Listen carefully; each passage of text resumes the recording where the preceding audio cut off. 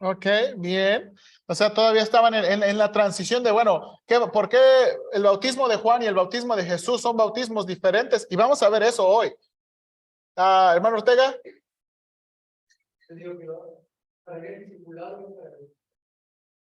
Ok, bien, bien.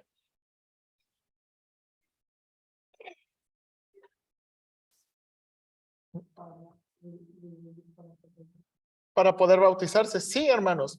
Ahora, hermanos, yo en las iglesias bautistas hay una, no, hay una diferencia, déjeme decirlo, hay alguna diferencia. Hay hermanos de iglesias bautistas que inmediatamente que eres salvo, inmediatamente se bautizan. Por ejemplo, yo he asistido a iglesias donde aquí son salvos e inmediatamente en el mismo culto vas para abajo, ¿verdad? Y los bautizan, ¿verdad? Ok, ahora, hay diferencias, ¿verdad? Yo no lo haría así, yo no lo voy a promover así, pero tampoco voy a promover 3 años, ¿ok? Ahora, quiero nada más, bueno, ah, sí, hermana Pati. Yo entendí que como era como sí. Morir a los yo y como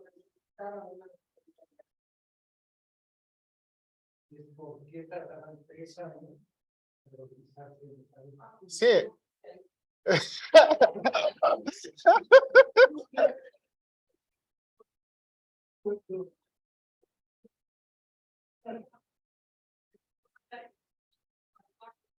Que es bueno saber si, o sea, no todos son llamados, entonces se requiere como cierto tipo como para estarlos viendo. En el caso de un creyente sería algo similar, incluso uno mismo, porque dice, crees en Dios y nace, también los demonios creen entiendan que para que nosotros mismos nos sepamos, porque no es un paso cualquiera, pues, entonces como que sí requiere que a lo mejor uno nos ayuda a identificar si estamos creyendo y nosotros mismos para no, pero sí, luego tipo, otra vez exacto. Bien. La hermana Margarita le acaba de dar el punto. Una de las razones, hermanos, porque tardaban tanto. Miren, hermanos, en nuestro país, fíjense, nuestro país tiene, a lo mejor usted no lo ve como una ventaja, pero tiene una ventaja. Muchos de nosotros o nuestras familias tienen conexión con la Iglesia Católica. Y ya al tener conexión con la Iglesia Católica, uno ya sabe o escucha de Jesús, de la Trinidad, de la Biblia, o sea, eso ya tiene ese trasfondo. Pero en el siglo primitivo, hermanos, la gente era completamente pagana, creyendo en Zeus, creyendo en los dioses griegos, los dioses romanos, ofreciéndole. O sea, hermanos, estamos hablando de una generación completamente pagana, adorando al sol, a la luna. Entonces, hermanos, y acostumbrados a hacer muchos rituales y seguir muchas supersticiones. Entonces, lo que hicieron los primeros creyentes, a las personas que estaban discipulando se les llamaba catecúmenos, ¿ok? Los catecúmenos. Entonces, los catecúmenos, ¿verdad? Se les enseñaba primero, se les hablaba de la salvación, hermanos, se pasaba suficiente, y esto es lo que me gustó mucho de la iglesia primitiva, se pasaba suficientemente tiempo explicándoles de la salvación, porque hermanos, la iglesia cuidó mucho que los que se iban a bautizar, mire, este es el punto, el bautismo, de nuevo, no es un paso de consagración, el bautismo debe ser la representación de verdadera vida, ¿ok? Entonces, los discípulos estaban preocupados de que los que bautizaran realmente fueran salvos. Y esto, hermanos, no se puede saber inmediatamente. Y es como dijo la hermana Margarita, eso se ve sobre el tiempo. Entonces, querían ver por qué. Porque lo que no quería la iglesia primitiva, hermanos, como paganos que adoran muchos dioses, tú le presentas uno más, ¿qué van a hacer los paganos? Pues uno más, es uno más. Hay un Jesús resucitado que, pues véngase también. Y, ¿verdad? Y entonces, exactamente, y entonces los discípulos trataban de enseñarles, no hay muchos caminos, no hay muchos dioses. Entonces, y también otra de la segunda cosa, hermanos, aparte de que venían de un trasfondo completamente pagano, es, hermanos, que los cristianos de los primeros siglos fueron cristianos que inmediatamente enfrentaron persecución. Entonces, hermanos, el venir a Cristo era inmediatamente enfrentar mucha oposición. y mucha persecución. Ahora, persecución, no hermanos, en el sentido de que a veces pensamos que morían o que los azotaban, no, pero persecución en el sentido de que ya no podían, por ejemplo, comprar libremente, vender libremente, por ejemplo, el asunto de herencias, o sea, hermanos, ese tipo de persecución, de que los trataban como vividores y los maldecían.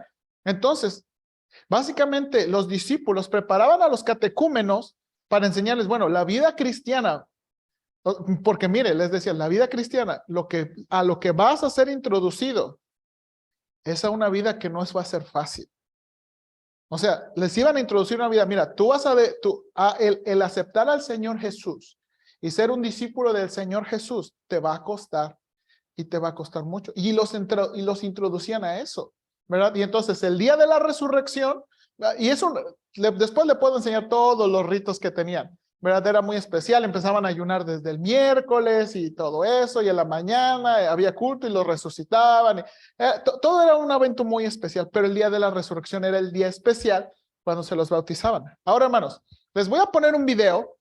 Hermanos, hay un documento que se llama la vida, unos le llaman la Didache o la Didache. Este documento describe, hermanos, es un documento bien chiquito, pero es un documento histórico donde describe poquito enseñanzas de los apóstoles y dos rituales muy importantes, o vamos a decir, dos cosas que la iglesia primitiva guardó.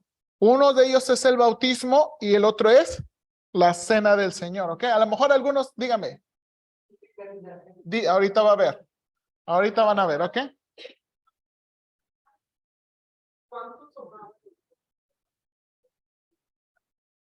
¿3 años? Sí, eso es real. O sea, eso es real. La iglesia primitiva, ¿verdad? Tardaban alrededor de 3 años. Creo que, o sea, vamos a decir, el promedio regular era 3 años. Hay algunos documentos donde dicen que a veces los bautizaban a los 2 años. Pero, por ejemplo, cuando Sí, sí. Sí, sí, sí, sí. Sí, exactamente. Ahora, y eso es lo que le digo, o sea, esa fue la manera en que la iglesia primitiva lo hizo. Ahora, no significa, y eso es la cosa que nosotros tenemos que ver que es claro en las escrituras. Ahora, pero lo que quiero enseñarle, hubo una justificación. No pasaron 2 o 3 años simplemente porque sus pistolas de que, no, pues, no, nosotros los vamos a tardar más. No, había una explicación en eso. ¿Por qué tardaban tanto? Entonces, mi sugerencia como pastor es que no bautizar inmediatamente a alguien, sino darle suficiente tiempo para saber si esa persona en verdad es salva, si en verdad esa persona tiene vida, ¿verdad? Entonces, ahora, hermanos, de nuevo, ahora, si esa persona quiere bautizarse, bueno, simplemente, porque hermanos, no queremos, y esto es lo que ha pasado muchas veces, muchos niños, muchos que se bautizan de niños, no son salvos, de nuevo son salvos y se vuelven a bautizar. Entonces, no queremos que eso pase tanto, no queremos que ese sea el patrón de la iglesia, ¿verdad? De tener que bautizarlos 2 o hasta 3 veces, porque ha pasado.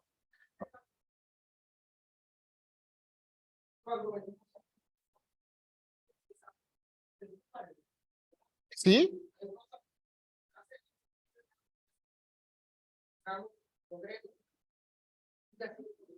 Yo creo, pero no tiene que ver, hermana. Sí, aquí, acaba de usted de hacer un buen punto. El bautismo no necesita prerequisitos de cambio. El bautismo no necesita prerequisitos de cambio. El bautismo lo que necesita es confirmación de que son salvos, de que han creído verdaderamente en el Señor. Y para mí esa es la condición más grande, que las personas realmente hayan creído. No es un prerequisito el cambio o la santificación. Hermanos, la realidad es que pónganse a pensar, muchos de nosotros nos bautizamos y luego a lo mejor, en mi caso, pues yo me bauticé y después una que otra, bueno, se me salían muchas maldiciones, o sea, mi vida no cambió inmediatamente así después que me bauticé. Y gracias a Dios que el cambio no es un prerequisito, pero sí era un requisito que había sido genuinamente salvo. Y yo, hermanos, fui genuinamente salvo. Entonces, ok, ahora quiero enseñarles este documento de la iglesia primitiva y de nuevo, para que vean. La Didache, que significa enseñanza, es el nombre corto de un manual cristiano compilado muy probablemente en la segunda mitad del primer siglo. El título completo es La enseñanza de los apóstoles. El documento realmente fue muy importante, ya que tuvo una amplia circulación en la iglesia de los primeros siglos. Incluso algunos de los llamados padres apostólicos lo conocieron y lo emplearon. Posteriormente, varios escritores cristianos citaron este documento y lo emplearon en sus escritos. En este video hablaremos sobre la Didache. Algo interesante sobre la Didache es que quedó olvidada en la historia y prácticamente no se conocían copias de este importante documento hasta hace muy poco. Solo hasta fines del siglo XIX fue redescubierta y empezó a despertar el interés de los estudiosos. Posteriormente, siguiendo varias pistas después de su descubrimiento, los eruditos han encontrado versiones y fragmentos de la Didache en versión copta, siríaca, georgiana, latina y árabe. Lo anterior resulta interesante, ya que demuestra que el documento era muy importante y ampliamente aceptado por la iglesia de los primeros siglos. Sin embargo, no se sabe mucho ni de su origen ni de su autor. Debido a sus formas y a las copias que se han conservado, algunos han concluido que proviene de la región que hoy conocemos como Siria o de alguna región cercana. Por otro lado, la Didache se empezó a citar desde una fecha muy temprana, lo que representa una prueba muy fuerte de su antigüedad. Aunque algunos argumentan que se escribió posteriormente, lo más probable es que la Didache ya fuera un documento muy extendido hacia el año 70 u 80 después de Cristo, en gran medida porque en su redacción se usan arcaísmos muy propios de la época. Antes del siglo XIX no se conocía ninguna copia de la Didache. Solo se tenían referencias de autores primitivos, hasta 1873, cuando Filoteos Brienios, un clérigo ortodoxo de Nicomedia, una antigua ciudad de Anatolia, capital del reino de Bitinia, que es la actual ciudad de Izmit, en Turquía, descubrió el códice griego en pergamino, conocido como Hierosolimitanus, que contenía el texto completo de la Didache. Desde entonces, este documento ha estado en el foco de la atención académica. Pero, ¿de qué se trata esta obra? La Didache es un documento histórico muy importante, ya que nos revela gran parte de las costumbres, doctrinas y prácticas de la Iglesia de los primeros siglos. En cuanto a su estilo, se trata de una obra escrita de manera fresca, tersa y sencilla, dividida en 16 capítulos. La argumentación generalmente va directo al punto que quiere indicar y a la verdad que desea afirmar, sin adornos ni rodeos. La Didache se divide claramente en dos partes. Los primeros 6 capítulos frecuentemente han sido denominados como documento de los dos caminos. En esta parte usa la antigua metáfora de los dos caminos, uno del bien y otro del mal que lleva a la perdición. Una parábola que se asemeja mucho a la que se usa en pasajes como Mateo 7 o Jeremías 21. La segunda parte habla sobre algunas prácticas e instrucciones de la vida y del gobierno de la Iglesia que nos pueden resultar muy valiosas. Una de las descripciones más interesantes sobre este importante documento es lo que dice respecto del bautismo. Acerca del bautismo, bautizad de esta manera. Dichas con anterioridad todas estas cosas, bautiza en el nombre del Padre y del Hijo y del Espíritu Santo en agua viva. Si no tienes agua viva, bautiza con otra agua. Si no puedes hacerlo con agua fría, hazlo con caliente. Si no tuvieras una ni otra, derrama agua en la cabeza 3 veces en el nombre del Padre, y del Hijo, y del Espíritu Santo. Hablando sobre el tema de la Cena del Señor, este documento nos da importantes pistas sobre la forma en la que se practicaban en la iglesia primitiva. Se trataba de una comida que los cristianos celebraban en el Día del Señor. En la Didache se encuentra una oración que probablemente se usaba en las reuniones de Santa Cena de los primeros cristianos. La oración dice: Te damos gracias, Padre nuestro, por la santa viña de David, tu siervo, la que nos diste a conocer por medio de Jesús, tu siervo. A ti sea la gloria por los siglos. Te damos gracias, Padre nuestro, por la vida y el conocimiento que nos manifestaste por medio de Jesús, tu siervo. A ti sea la gloria por los siglos. Como este fragmento estaba disperso sobre los montes y reunido se hizo uno, así sea reunida tu iglesia de los confines de la tierra en tu reino. Porque tuya es la gloria y el poder por Jesucristo, eternamente. Posteriormente, la Didache empieza a enumerar una serie de exhortaciones y recomendaciones sobre la forma en que los creyentes debían lidiar con los falsos maestros, apóstoles y profetas, y cómo debían atender a los verdaderos servidores del Señor. La principal forma en la que la Didache pide a los creyentes que lidien con este discernimiento se refiere a lo que tales predicadores itinerantes hacen o solicitan. Ahora bien, todo apóstol que venga a vosotros sea recibido como el Señor.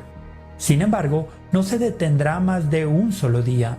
Si hubiese necesidad, otro más. Mas si queda 3 días, es un falso profeta. Al salir el apóstol, nada lleve consigo si no fuere pan, hasta nuevo alojamiento. Si pide dinero, es un falso profeta. Este documento resulta de vital importancia, ya que nos brinda un valioso reflejo de lo que era la vida cristiana en los primeros siglos.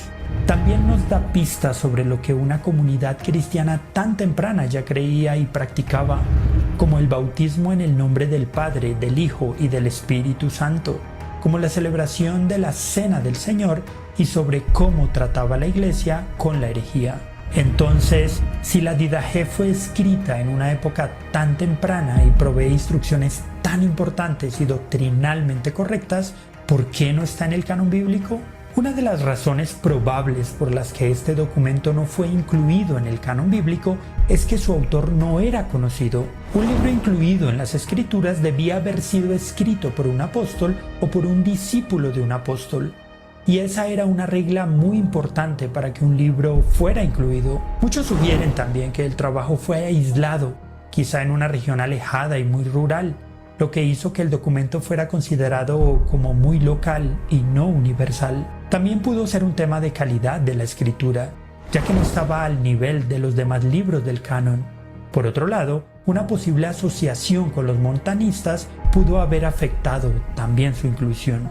La Didache es el documento más importante de la era posapostólica y la más antigua fuente de regulaciones de la Iglesia que se conoce en la actualidad. Gracias al descubrimiento de la copia de la Didache, los expertos han podido profundizar de manera sorprendente en el conocimiento sobre los orígenes de la Iglesia. La Didache también es muy importante para darle peso histórico al cristianismo, ya que es un documento que se compuso muy probablemente en el mismo tiempo que otros libros del Nuevo Testamento y con quienes mantiene armonía. ¿Y tú qué piensas? ¿De qué formas crees que la Didache confirma la validez histórica del cristianismo? ¿Qué rasgos de la práctica y de la doctrina de la Iglesia primitiva te han llamado la atención? Ok. Bien, hermanos, y de nuevo, quería enseñarles porque en verdad ese documento es uno de los, probablemente es uno, aparte de las escrituras, ¿ok? Aparte de las escrituras, este es uno de los documentos más importantes y más primitivos, ¿verdad? Que fue escrito con relación a la iglesia primitiva, porque muchas veces preguntamos, ¿qué practicaba? O sea, ¿verdad? ¿Qué practicaba la iglesia de antes? Y ese documento lo enseña. Y de nuevo, enseña una serie de enseñanzas, el bautismo y la cena del Señor. Entonces, el bautismo y la cena del Señor fueron como dos cosas muy importantes y muy cruciales. Y te acuerdas que le decía, son cosas que queremos mantener porque la Biblia las pone como mandatos, ¿verdad? Nosotros creemos que son ordenanzas que debemos estar continuamente practicando. Ahora, dos ideas importantes con el asunto del bautismo, hermanos. Dos ideas importantes con el asunto del bautismo del creyente. El bautismo, hermanos, es la señal externa de la salvación que representa que hemos muerto con Cristo y hemos resucitado para una vida nueva. Entonces, hermanos, el bautismo es una señal externa, ¿ok? Es una señal externa. El bautismo no da salvación. El bautismo no garantiza nada. Hermanos, el bautismo no, hermanos, cuando uno se bautiza no pasa nada en el sentido sobrenatural, ¿ok? no pasa nada. Segunda idea, el bautismo representa un evento espiritual en el que fuimos unidos a Cristo y relacionados unos con otros en su cuerpo, que es la iglesia. Y eso es lo que les decía. Hay un evento espiritual, hermanos, que se le llama el bautismo del Espíritu Santo, donde fuimos unidos a Cristo y donde fuimos no nada más unidos a Cristo, sino que fuimos unidos unos con otros en un solo cuerpo, que es ¿qué? La iglesia. Ahora, hermanos, el bautismo del Espíritu Santo es un bautismo que pasa en el momento de la salvación. No es algo que vemos, no es algo que sentimos, es algo que pasa cuando somos salvos. Ahora, vamos a desarrollar estas dos ideas, ¿ok? Yo creo que ya todo esto a lo mejor ya lo conocen un poquito, nada más queremos desarrollarlo. La primera, hermanos, aquí, varias ideas aquí. El bautismo, ¿verdad? Como representación de la salvación. El bautismo de Juan, hermanos, preparó el camino para que las personas creyeran en Cristo, ¿ok? Esa es una buena pregunta que el hermano Jesús hizo la vez pasada. Uno pudiera pensar, hermanos, que el bautismo de Juan era un bautismo de, ¿verdad?, que representaba la salvación. Pero, hermanos, el bautismo de Juan fue diferente al bautismo de los creyentes. En Juan 3, 22 al 30, vaya por favor ahí. Juan 3, 22 al 30. En Juan capítulo 3, versículo 22 al 30. Quiero que lea, que mire esta narración. ¿Está conmigo? Juan capítulo 3, versículo 22 al 30. Voy a comenzar a leer, hermanos. Sígame ahí con su vista. Dice, después de esto vino Jesús con sus discípulos a la tierra de Judea y estuvo allí con ellos y... Ok, ¿quién bautizaba? ¿Quién bautizaba en el versículo 22? Ok, Jesús. Luego, versículo 23. Juan bautizaba también en Enón junto a Salim, porque había allí muchas aguas y venían y eran bautizados, porque Juan no había sido aún encarcelado. Mire lo que dice el versículo 25. Entonces hubo una discusión entre los discípulos de Juan y los judíos acerca de la purificación. Y vinieron a Juan y dijeron, Rabí, mira, el que estaba contigo al otro lado del Jordán, de quien tú diste testimonio, bautiza y todos vienen. A ver, hermanos, entonces ya tenemos aquí dos personas bautizando, ¿verdad?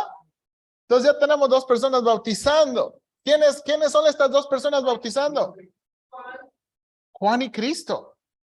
¿Ok? Juan y Cristo. Y miren lo que dice. Versículo 27. Miren las palabras de Juan. Aquí vamos a ver qué contestó Juan. Respondió Juan y dijo, no puede el hombre recibir nada si no le fuere dado del cielo. Vosotros mismos me sois testigos de que dije, yo no soy el Cristo, sino que soy enviado delante de él. Y luego utiliza una ilustración. El que tiene la esposa es el esposo, mas el amigo del esposo, está hablando de Juan, él es Juan, que está a su lado y le oye, se goza grandemente de la voz del esposo. Así pues, mi gozo está cumplido. Es necesario que él crezca. ¿Quién? Cristo, pero que yo. Exactamente. Entonces, hermanos, aquí estamos viendo de nuevo, que Juan, el bautismo de Juan se fue apagando para dar pie al bautismo o para dar pie al ministerio de ¿qué? De Cristo. No dice. Entonces, y aquí es lo que quiero decirle, el bautismo de Juan y el bautismo del Señor Jesús, de sus discípulos y de sus discípulos a otras personas, fue diferente. ¿Ok? ¿Sí o no? Entonces, hermanos, hay que mantener esa importante distinción porque uno pudiera pensar, Juan bautizaba a los cristianos. No, Juan no bautizaba a los cristianos. Juan estaba preparando el camino para el Señor. ¿Qué significa eso, hermano? Juan estaba tratando, hermanos, de llamar a las personas al arrepentimiento y a un verdadero cambio para prepararles para la salvación en Cristo. ¿Ok? Ahora, ¿cómo sabemos eso? ¿Dónde se confirma eso? En Hechos 19:16. Vaya ahí, por favor. Hechos 19:16. En Hechos 19:16 se narra cuando Pablo encontró a unos discípulos de Juan que tuvieron que ser bautizados otra vez porque no habían sido salvos. Mire lo que dice Hechos 19:16. Ay, creo que me equivoqué. Sí, me equivoqué. Sí, sí. No, ya me acordé. Es 19:1 al 6. Déjeme. Se me faltó. Ya.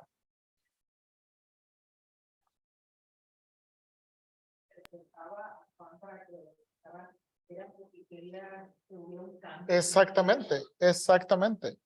Ahora, note aquí, Hechos 19:1 al 6. Aconteció que entre tanto que Apolos estaba en Corinto, Pablo, después de recorrer las regiones superiores, vino a Éfeso y hallando a ciertos discípulos, les dijo: ¿recibisteis el Espíritu Santo cuando creísteis? Y ellos le dijeron: ni siquiera hemos oído si hay Espíritu Santo. A ver, en otras palabras, ¿qué le dijeron los discípulos? Como mi hijo, como mi gordi. ¿Qué? ¿Qué? Ellos ni... ¿Espíritu Santo? Se quedaron así como que, ¿y eso? Y luego dijo, versículo 3, entonces dijo, ¿en qué pues fuisteis bautizados? Ellos dijeron, ¿en el bautismo de qué? De Juan.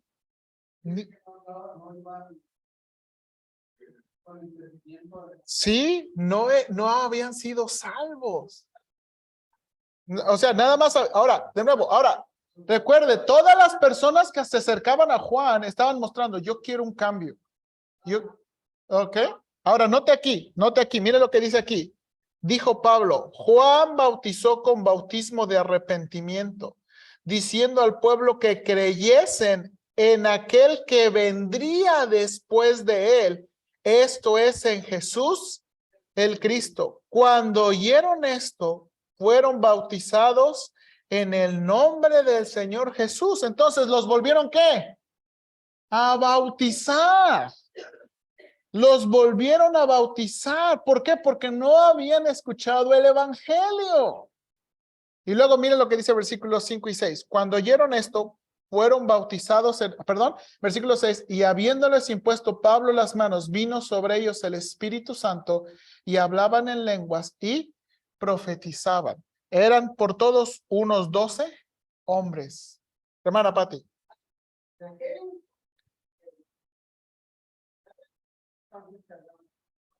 No, porque no es un patrón. No es un... Profetizaban. Recuerde que era la idea de profetizar. ¿Verdad? Básicamente era comunicar, hablaban las palabras de Dios. O sea, podían hablar las palabras de Dios.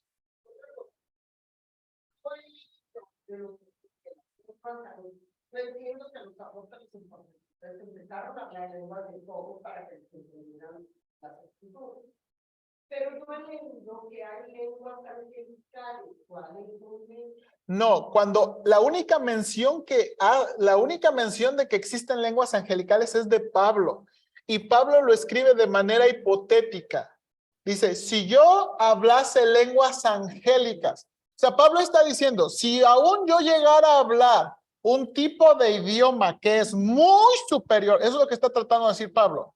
Si yo llegara a hablar un tipo de idioma que es muy superior y no tengo amor, para nada sirve. Ahora, y eso lo está diciendo Pablo, ¿por qué? Porque la iglesia en Corinto estaban haciendo mal uso de las lenguas. Se había convertido en un desorden y casi como el movimiento moderno de hoy en día. Básicamente la iglesia estaba tratando de buscaba hablar en lengua. Y dice Pablo, a ver, ¿de qué le sirve hablar en lengua si están peleándose uno con otro? ¿De qué se sirve hablar en lenguas si están menospreciándose unos a otros? Exactamente. Entonces, por eso Pablo les está diciendo. O sea, miren, si hipotéticamente yo llegara a hablar un tipo de idioma que es superior, y no tengo amor, ¿de qué sirve? O sea, ¿de qué sirve de que yo pudiera llegar a comunicarme con seres espirituales? No sirve de nada. Entonces, es la única mención y no está diciendo que existen en ese sentido, sino que está hipotéticamente diciendo, sí, yo pudiera, pero no sirve. ¿Ok? Bien.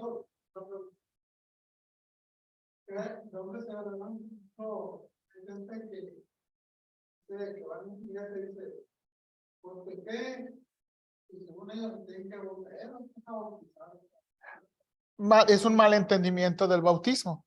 Es un malentendimiento del bautismo. ¿Ok? Y por eso queremos aclararlo, ¿verdad? Por eso queremos aclarar bien este asunto del bautismo. Entonces, creo que en estos dos pasajes, hermanos, y podemos extenderlo, pero el bautismo de Juan y el bautismo de Jesús fueron bautismos, ¿qué? Diferentes, ¿verdad? Bautismos diferentes. Por eso los discípulos de Juan, que se bautizaron en el bautismo de Juan, ¿por qué tuvieron que volver a ser bautizados? No eran salvos, ¿verdad? Exactamente. Exactamente. Ahora, no fue para ellos difícil porque Juan había preparado su camino. Y esos, o sea, todos aquellos que habían seguido a Juan, cuando se les presentó el evangelio, era mucho más fácil que para otras personas. Ahora, una coincidencia aquí, pregunta aquí, ¿en qué son parecidos el bautismo de Juan y el bautismo de los creyentes? Los dos no eran medios de salvación, sino rituales externos que representaban ¿qué? Cambios internos. Juan nunca les dijo, yo te voy a bautizar y ya, tu vida va a cambiar. No, recuerde que Juan les decía, ¿se acuerda que los fariseos también hacían cola? Yo también. ¿Y se acuerda que les dijo Juan a los fariseos, y todos esos? Y también toda la multitud, generación de víboras. O sea, y uno diría, Juan, si están viniendo. O sea, y uno pudiera decirle, Juan, mira, si están viniendo, sí, pero estos no están viniendo porque en verdad quieren cambiar, estos nada más están buscando otra cosa, otro rito que añadir, ¿verdad? Ahora, note aquí, el bautismo como representación de la salvación. Pablo explica en Romanos 6 y Colosenses 2 el simbolismo y su realidad espiritual. Mire aquí los versículos. Dice Pablo en Romanos capítulo 6. ¿O no sabéis que todos los que hemos sido bautizados en Cristo Jesús, hemos sido bautizados en su muerte? Porque somos sepultados juntamente con él para muerte por el bautismo, a fin de que como Cristo resucitó de los muertos por la gloria del Padre, así también nosotros andemos en vida nueva.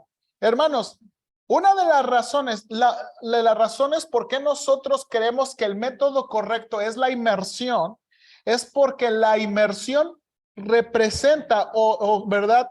Lo que realmente está poniendo aquí. Ahora, hermanos, hay diferentes formas de hacerlo, ¿verdad? Nosotros, yo sé, la mayoría de nosotros fuimos bautizados, ¿verdad? De que vas para abajo y vas para arriba. Esa es una manera. ¿Ok? Otra manera, ¿verdad? Como otros han bautizado es, ¿verdad? En lugares un poquito más cerrados. Para hacer ese bautismo necesitas ser largo y ancho. Para poder, vas para abajo, vas para arriba, porque si no, pues te puedes desnucar. Otra manera que fue permitido, que fue practicado, era básicamente es meter la cabeza de la persona, se le ponía la mano en la cabeza y vas para abajo, para arriba. ¿Ok? No tenía que ser largo, ¿verdad? Eran unas tinas, a veces cuadradas, a veces redondas, ¿verdad? Y vas para abajo. De nuevo, eso era la inmersión. La inmersión significa que la persona se tenía que cubrir completamente y regresar, porque eso es lo que trataba de cumplir el simbolismo. Hermanos, simbolismo, ¿ok? Simbolismo, ¿verdad? Muertos con Cristo, sepultados y resucitados para vida nueva. Y eso es algo que Pablo va a enfatizar claramente. El bautismo, por eso tiene conexiones directas con la resurrección, hermanos, porque el ser salvos y la resurrección, ¿verdad? Nos da garantía de una ¿qué? Nueva vida, en verdad, de una nueva vida. Hermana, ahí vamos. Ahí vamos. Ok, leyeron en la Didaje decía, bautízalos en aguas vivas. ¿Cuáles son aguas vivas? Exactamente, aguas vivas son aguas que están corriendo. La iglesia primitiva, ¿verdad? Prefería bautizarlos en ríos, ¿verdad? Pero si no se podía, después dijeron, bueno, si no, bautízalos en cualquier otra agua. Y ya, ¿verdad? Ellos preferían bautizarlos en ríos o lugares donde el agua estuviera. ¿Qué es la ventaja? Vamos a decir, ¿qué es lo bonito de las aguas vivas? Que son limpias, que no es agua estancada, que no es agua que se hace con... pues usted sabe lo que pasa al agua estancada. Pues puede ser también, pero más el punto era de que fueran aguas que estaban corriendo. Ahora, esto fue lo que también pasó, de nuevo. Ahora, hermanos, imagínense, de nuevo, hermanos, el Medio Oriente, hay algunos lugares que son el clima casi como Hermosillo, tenemos más o menos un clima muy parecido, pero había otros lugares ya más al norte, otras partes donde hacía más frío. Entonces, imagínense cómo bautizar a las personas en climas más fríos. Entonces, por eso dijo, si no con agua caliente, con agua fría. ¿Ok? Y eso es lo que hacen muchas iglesias, ¿verdad? Imagínense bautizar a alguien aquí en enero, ¿verdad? Con estos fríos que nos pegaron, ¿verdad? O sea, usaban agua caliente. Ahora, esto es la cosa. ¿Y qué si no los podían? Especialmente, hermanos, con personas moribundas. Y esto sí se describe. Personas moribundas.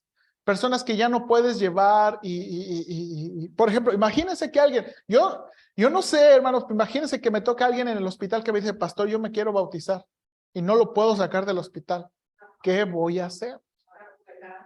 Ok, entonces, mire, y eso fue algo que se escribió, ¿verdad? En uno de los escritos, dice, y si no, échales agua, ¿verdad? 3 veces en el nombre del Padre. Ahora, del Hijo y del Espíritu Santo.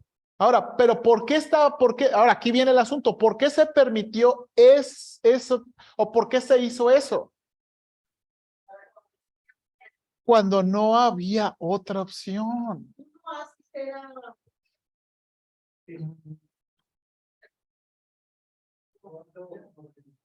No, no, no, no, no sabría cómo contestar, hermana. No. Sí.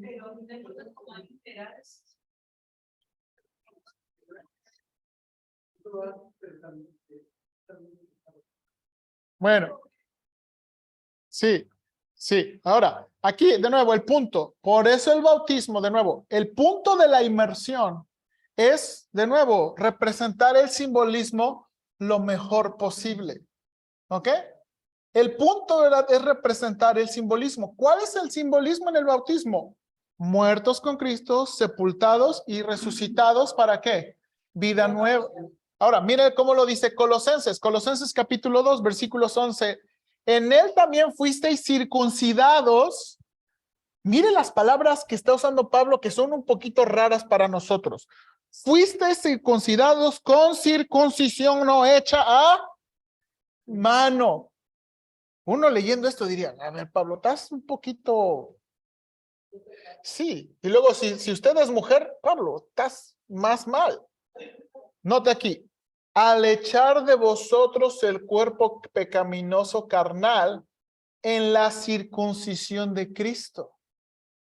A ver, Pablo, no, note aquí, mire lo que está diciendo Pablo. Sepultados con él en el bautismo, en el cual fuisteis también resucitados con él mediante la fe en el poder de Dios que le levantó de los muertos. Pablo, ¿se acuerda? Lo estamos viendo en Romanos. Pablo le dijo a los judíos, no es judío o no es parte del pueblo de Dios el que nada más tenga una circuncisión externa. ¿Se acuerda que les dijo a los judíos? Está hablando de la circuncisión del corazón. Ahora, esa circuncisión del corazón, ¿cuándo pasó? Cuando, de aquí viene, cuando somos salvos, y de nuevo, ¿y dónde se encuentra ese simbolismo? Dice Pablo, en el bautismo. ¿Dónde es? A ver, ¿cuándo uno fue realmente? Recuerde que la circuncisión del corazón significa que se quita cualquier obstáculo para poder creer, para poder entender y una nueva vida. Ese era el simbolismo de la circuncisión, ¿verdad? Entonces uno dice, ¿y cuándo pasó eso? Cuando fuimos salvos. Y Pablo dice, sepultados con él, ¿quién es él? Cristo, en el bautismo en el cual fuisteis también resucitados con él, mediante la fe en el poder de Dios que le levantó de los muertos. Entonces, de nuevo, Pablo, está representando el ¿qué? El simbolismo. Entonces, de nuevo, hermanos, el bautismo es una representación de la salvación. El bautismo es una representación de la salvación, ¿ok? No debemos verlo como la salvación, no completa la salvación. Hermanos, si alguien no se bautiza y muere, es salvo. Es salvo.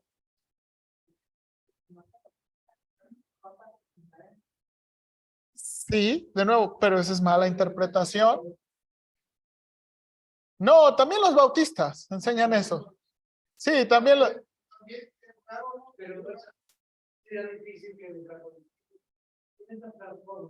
No, pero eso... Sí, pero no. Sí, sí, no. Sí, ahora, el asunto con la Iglesia Católica y el asunto con los bautistas son diferentes. Sí, hermana, yo sé. Pero el problema con los bautistas es que, de nuevo, llevan a un extremo una enseñanza. ¿Ok? Porque este es el asunto. Hermanos, y alguien, creo que Rodrigo me preguntaba, y a lo mejor no voy a terminar la clase, pero espero que ustedes estén animados. Hay algunos bautistas, iglesias bautistas, que, por ejemplo, si alguien de ustedes fue bautizado en una iglesia metodista, en una iglesia presbiteriana o en una iglesia pentecostés, ¿verdad? Los vuelven a bautizar, porque hay algunos pastores que creen que ese bautismo no es efectivo ni verdadero. ¿Ok? Entonces, hermanos, mi único punto es, si usted fue bautizado en otro lado y fue bautizado de la manera correcta, en el nombre del Padre, del Hijo y del Espíritu Santo, para mí eso es perfecto, está bien. ¿Ok? Mi único problema sería si usted fue bautizado en una iglesia apostólica, porque la iglesia apostólica no predica el evangelio y la iglesia apostólica no creen en la Trinidad. Entonces, yo sí tendría problema con un apostólico que me diga, hermano, es que yo ya me bauticé. Hay apostólicos que sí son salvos, pero no todos los apostólicos son salvos. Hay iglesias que se llaman iglesias apostólicas. No, son otros, hermano.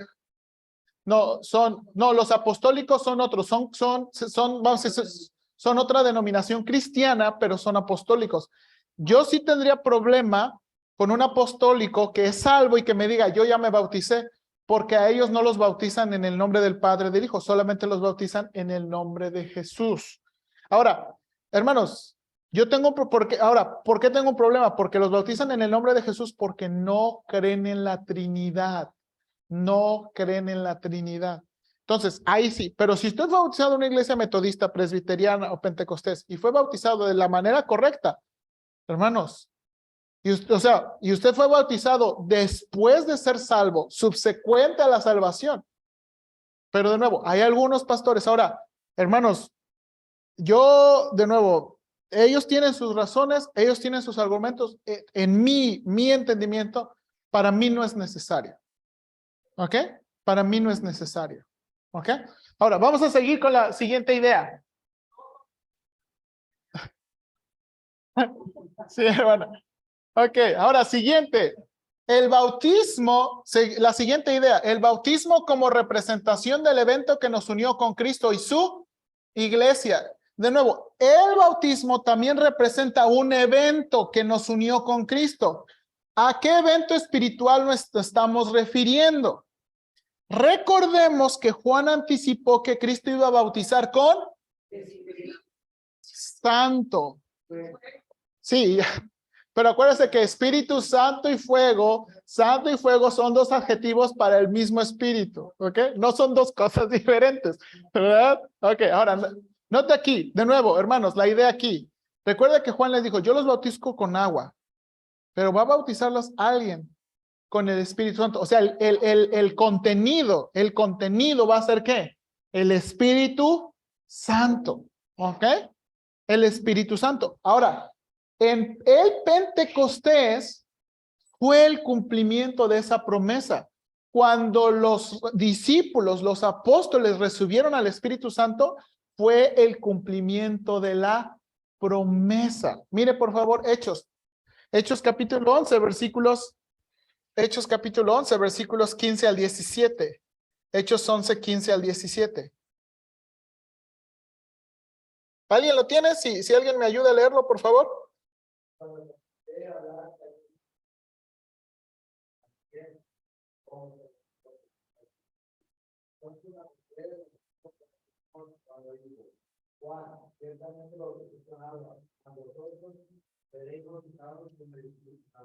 Ok, note lo que dijo Pedro.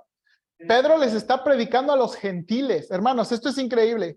Pedro está relatando cuando les predicó a los gentiles. Y dice, y los gentiles recibieron al Espíritu Santo. Juan 11, 15 al 17, ¿sí? ¿Verdad? Entonces Pedro está diciendo, y me acordé, ¿de qué se acordó? ¿Verdad?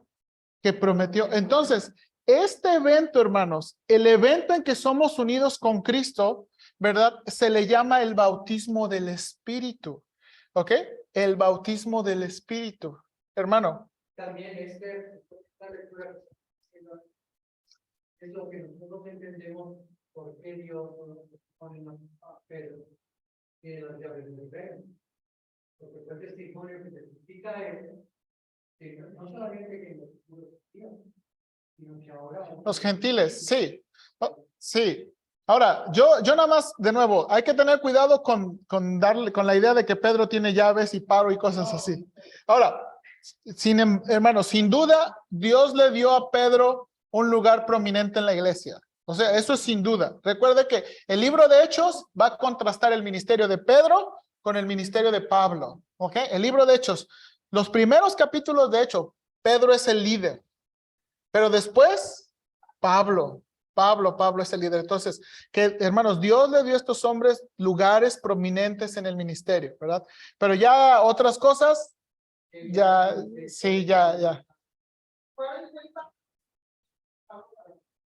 Sí, Pablo lo reconoció así, que Pedro tenía más aceptación. Pedro más aceptación a los judíos y Pablo a los gentiles. Ok, ahora, permítame, ya casi estamos terminando. Ahora, ¿cuál es el significado de este evento? 3 ideas aquí. ¿Cuál es el significado de este evento? Primero, Pablo usa el bautismo para ilustrar el evento en que fuimos unidos a Cristo. Y mire, por favor, Hechos 6, 5 al 6. Alguien ayúdeme. Hechos 6, 5 al 6. Digo, Romanos. Me faltó otro café a mí. Romanos 6, 5 al 6, perdónme. Es que me faltó.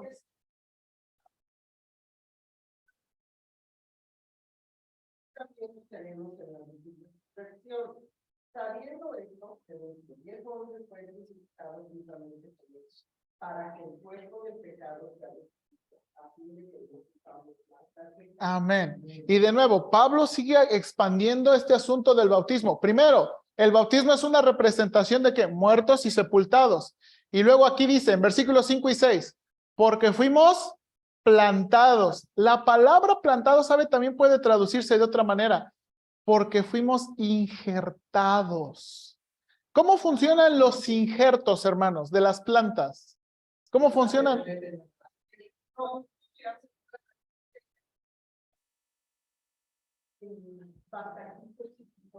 Ok, entonces, toda la vida que recibe las ramitas, ¿de dónde la recibe?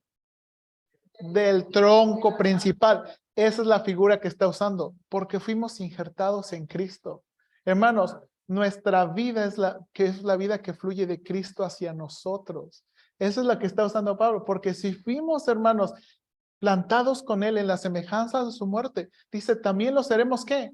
En la resurrección, sabiendo esto, que ya no muere, y luego dice, para que ya no sirvamos más que al pecado, ¿verdad? Hermanos, de nuevo, y eso es lo hermoso del simbolismo, ¿verdad? Eso es lo hermoso del simbolismo. Segunda idea, Pablo afirma que el que ha sido bautizado en Cristo ha sido revestido de Cristo.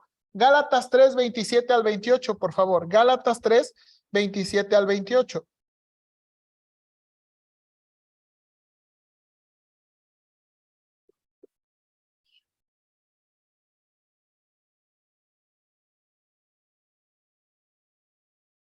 Ok, note esto. Note esto. Déjeme leerlo en otra traducción. Y todos los que fueron unidos a Cristo en el bautismo se han puesto a Cristo como si se pusieran ropa nueva. Ya no hay judío, ni gentil, esclavo, ni libre, hombre, ni mujer, porque todos ustedes son uno en Cristo Jesús. Hermanos, mire de nuevo. Cuando fuimos bautizados por el Espíritu Santo en el momento de la salvación, que se representa en el bautismo físico en agua, se representa en el bautismo físico, se representa. Otra vez, ¿cómo? Porque el pastor dijo que en el bautismo, no, que cuando, no, se representa en el bautismo. Hermanos, no hay ninguna diferencia. ¿Sí nota aquí? No hay judío, ni gentil, no hay esclavo, ni libre, no hay, nota aquí, ni diferencias de hombre ni mujer. Todo, porque Dios no les dio, porque eso es un mandato del Señor. Sí, no, hermana. No, y eso, hermanos, bueno, y eso es para otra clase. Dios no las puso no por falta de capacidad. ¿Ok? ¿Verdad? O sea, Dios estableció. Bien. Ok, y por último, nota aquí, la última idea. Pablo afirma también este evento para explicar que también fuimos unidos unos con otros. Primera de Corintios 2, 12 al 13. Aquí terminamos. Primera de Corintios 2, 12 al 13. Alguien ayúdeme con ese versículo.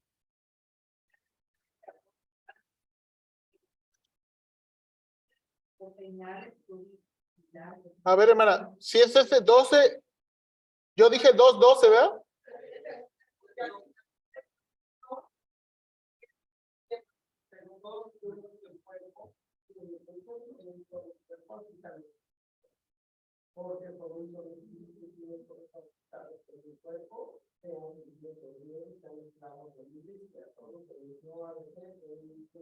Exactamente, hermanos.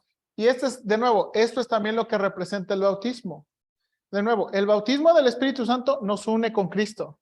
Y el bautismo del Espíritu Santo, ¿verdad? Nos une unos con otros. Donde, hermanos, donde solamente hay un Espíritu Santo. Solamente hay un cuerpo de Cristo. Hermanos, en verdad, esto debe hacernos muy conscientes. No debe haber iglesias mejores ni peores. Hermanos, no debe haber diferencias. Hermanos, con todo respeto, a lo mejor hay iglesias que no enseñan completamente ortodoxas, pero si son salvos, son hermanos. Algunos adoran de formas un poquito más desordenadas y extremas, pero si son salvos, son hermanos.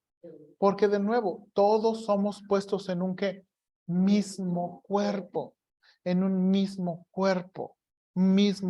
Entonces, eso es lo que nos une, eso es lo que nos une. Entonces, hermanos, note, y esto es una verdad muy especial, y eso es lo que representa el bautismo con agua, porque, verdad, Dios lo hizo como un mandato para, de nuevo, una representación externa de algo que ya ha pasado en el corazón y para también identificarnos unos con otros. Por eso bautizamos a los creyentes, ¿verdad? ¿Para qué? Para hacer una declaración pública de su fe y para hablar de que somos, ¿qué? Juntos hermanos, que estamos, ¿qué? Unidos unos con otros. ¿Ok? Ahora, hermanos, y de nuevo, y yo le dije, mi responsabilidad como pastor es, yo los voy a bautizar, pero yo nadie voy a obligar. ¿Ok? De nuevo, si alguien se quiere bautizar, de nuevo, ¿qué es? Porque hermanos, alguien se quería bautizar para este domingo, pero no pudimos hacer una cita, es de uno de los visitantes, no pudimos hacer una cita. Mi obligación como pastor es verificar que él realmente haya sido salvo, que realmente entiende el evangelio. El requisito, hermanos, para el bautismo es que la persona realmente entiende el evangelio y que no malinterprete. El bautismo no da salvación, el bautismo no genera un cambio. El agua es agua corriente, ¿verdad? Aquí no tenemos agua viva, aquí tenemos agua estancada de agua de Hermosillo, ¿verdad? Entonces, que entienda, ¿verdad? Porque, hermanos, yo no quiero que nadie malinterprete. El bautismo, cuando alguien obedece al Señor. No me obedece a mí, no me obedece a la iglesia, obedece al Señor, se declara públicamente su fe y se identifica con otros cristianos. ¿Ok?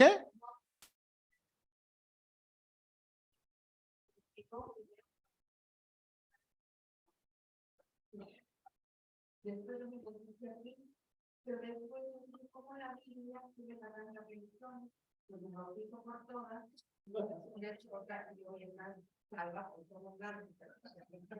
Sí, sí, hermana Sandra, sí, le creo y hay varias personas así, que son bautizados por todos lados, ¿verdad? Hay algunos que se bautizan por los testigos, los mormones, los cristianos. Pues, sí. Entonces, sí, sí, y es exactamente, es lo que dice. Exactamente. Entonces, hermanos, entonces, de nuevo, y esto quiero que lleguemos a un acuerdo y quiero que si usted tiene alguna diferencia, hable conmigo, pero de nuevo, yo como pastor de la iglesia, de una vez le digo, yo no quiero bautizar a alguien inmediatamente, yo no voy a bautizar a nadie en el mismo servicio, ¿verdad? Porque el mismo servicio es muy engañoso en la emoción. Entonces, hermanos, yo he visto, hermanos, yo he testificado personas en la oficina que lloran que son salvos.